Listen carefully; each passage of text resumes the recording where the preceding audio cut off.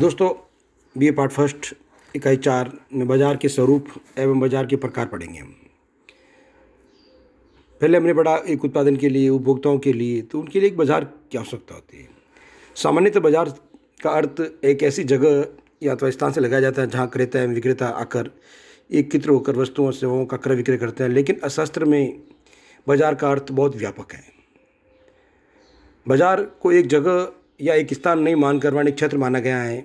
अर्थशास्त्र के अनुसार जहाँ क्रेता विक्रेता का बाजार की एकत्र होने की ज़रूरत नहीं होती है, बल्कि उनके आपसी संपर्क की ज़रूरत होती है।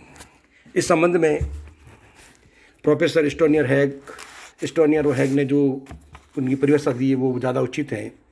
बाजार एक ऐसा संगठन है जिसके माध्यम से एक वस्तु के क्रेता विक्रेता आपस में निकट संबंध बनाए रखते हैं, अर्थात यह एक स्थान नौकरी क्षेत्र होता है।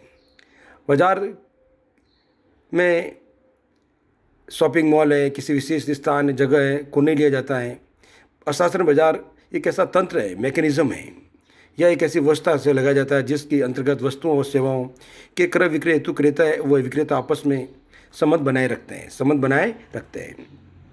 क्रेता विक्रेता आपसी संबंध चाहे टेलीफोन से रख सकते हैं, मेल द्वारा रख सकते हैं, इलेक्ट्रॉनिक माध्यम से रख सकते हैं, जो किसी प्रकार जैसे ऑनलाइन विपणन की आज के समय में सर्वोत्तम उदाहरण है, जिस प्रकार से कर सकते हैं। अतः बाजार एक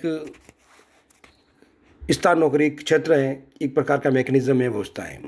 बाजार के ढांचों का वर्गीकरण 3 प्रकार से कर सकते हैं। पहला, पदार्थ का उत्पादन करने वाली या तो बेचने वाली फर्मों की संख्या के आधार पर कर सकते हैं। दूसरा, फर्मों द्वारा उत्पादित किए जाने वाले पदार्थों का प्रारूप या प्रकृति, अर्थात ऐसी वस्तुएं एक जैसी यानी कि समरूप या विविधीकृत वस्तुओं के बेस पर कर सकते हैं। तीसरा, उद्योग में नई फर्मों को प्रवेश व निकासी की स्वतंत्रता या प्रतिबंध या रोक हो, इस प्रकार कर सकते हैं। इन आधारों पर बाजार का वर्गीकरण क्लासिफिकेशन निम्नानुसार किया जा सकता है तथा व्यक्तिगत फर्म के लिए मांग की कीमत लोच व कीमत पर नियंत्रण की स्थिति को स्पष्ट कर सकते हैं। बाजार के भिन्न भिन्न रूप या बाजार के भिन्न प्रकार का वर्गीकरण अपन देखेंगे। बाजार को हमने वर्गीकरण प्रतियोगिता के आधार पर किया है। जैसे एक टेबल दिख रही है आपको, इस टेबल के अंदर पहला दिख रहा है बाजार का स्वरूप, दूसरे में दिखता है फर्मों की संख्या, तीसरे कॉलम में दिख रहा पदार्थ का रूप, चौथे में दिखता है व्यक्तिगत फर्म के लिए मांग की लोच और पाँचवें में दिख रहा है फर्म की कीमत पर नियंत्रण। जैसे ऐसे तो मोटे रूप में हम जब पढ़ते से पढ़ते थे, बाजार को 2 भागों में बांटते थे, पूर्ण बाजार और अपूर्ण बाजार। पूर्ण बाजार में पूर्ण प्रतियोगिता वाले लेते थे, अपूर्ण बाजार में एकाधिकारात्मक और अल्पाधिकार लेते हैं। परंतु अभी वर्तमान में कुछ ऐसे प्रकार का ट्रेंड चल गया है कि इन अपूर्ण बाजार को 2 भागों में बांट रखा है उन्होंने। एक तो एकाधिकार, दूसरा होता है अपूर्ण बाजार। अपूर्ण बाजार में उन्होंने एकाधिकारात्मक और अल्पाधिकार को ले लिया है। तो इस प्रकार हमने इनको 3 भागों में बांट रखा है, ए बी सी में बांट रखा है। पहला, पूर्ण प्रतियोगिता। पूर्ण प्रतियोगिता एक ऐसी प्रतियोगिता जिसके अंदर बहुत सारी फर्मों की संख्या भी अधिक होती है, क्रेता विक्रेता बहुत होते हैं। क्रेता विक्रेता बहुत अधिक होते हैं, फर्मों की संख्या अधिक होती है, क्रेता विक्रेता बहुत अधिक होते हैं। और जो पदार्थ का स्वरूप होता है कैसा होता है? समरूप होता है। कैसा होता है? समरूप होता है। अतः व्यक्तिगत फर्मों की जो मांग की लोच होगी कैसी होगी? अनंत होगी। परंतु फर्म का कीमत पर नियंत्रण कुछ भी नहीं होगा। अर्थात पूर्ण प्रतियोगिता में प्रत्येक फर्म को दी हुई बाजार की कीमत पर अपनी वस्तु बेच सकती है, कीमत को प्रभावी नहीं कर सकती, वो कहलाएगी पूर्ण प्रतियोगिता। पॉइंट नंबर 2, बी, अपूर्ण प्रतियोगिता। अपूर्ण प्रतियोगिता के अंदर 2 प्रकार के मार्केट होते हैं, एकाधिकारात्मक और अल्पाधिकार। एकाधिकारात्मक जो होता है वो एकाधिकार और पूर्ण प्रतियोगिता का हिस्सा होता है, एक प्रकार से उसका जोड़ होता है, बीच का होता है। तो एकाधिकारात्मक में फर्मों की संख्या बहुत अधिक होती है, फर्मों की संख्या से अधिक होती है।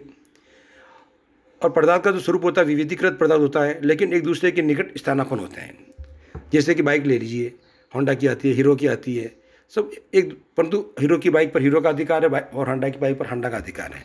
जैसे सुजुकी पर सुजुकी का अलग अलग होता है। तो इसके अंदर जो मांग की लोच होगी वो इकाई से कम होगी, और जो इस पर कीमत का नियंत्रण है कुछ होता है, लेकिन बहुत कम होता है। वो अपनी कीमत को प्रभावित कर सकते, दूसरे की कीमत को नहीं कर सकती हैं, और अपनी कीमत को भी समरूप वस्तुओं के अनुकूल रखनी पड़ती है, इसलिए वो कुछ होता है लेकिन बहुत कम होता है। इसका दूसरा हिस्सा होता है अल्पाधिकार। अल्पाधिकार जो शुद्ध तथा अशुद्ध अल्पाधिकार भी कह सकते हैं। कुछ फर्में होती है इसके अंदर, वो समरूप वस्तुएं भी बनाती है, विविधीकृत वस्तुएं बनाती है, एक दूसरी होती है। इनमें जो मांग की लोच होगी इकाई से कम होगी, इकाई से कम होगी। और जो कीमत पर नियंत्रण कुछ कुछ काफ़ी हद तक हो सकता है। दूसरा होता है एकाधिकार। एकाधिकार एकाधिकार में फर्म उत्पादन फर्म एक ही होगी, उत्पादन फर्म एक ही होती, विक्रेता एक ही होगा, कोई निकट प्रतिद्वंदी नहीं होगा या प्रतिस्थापन नहीं होगा।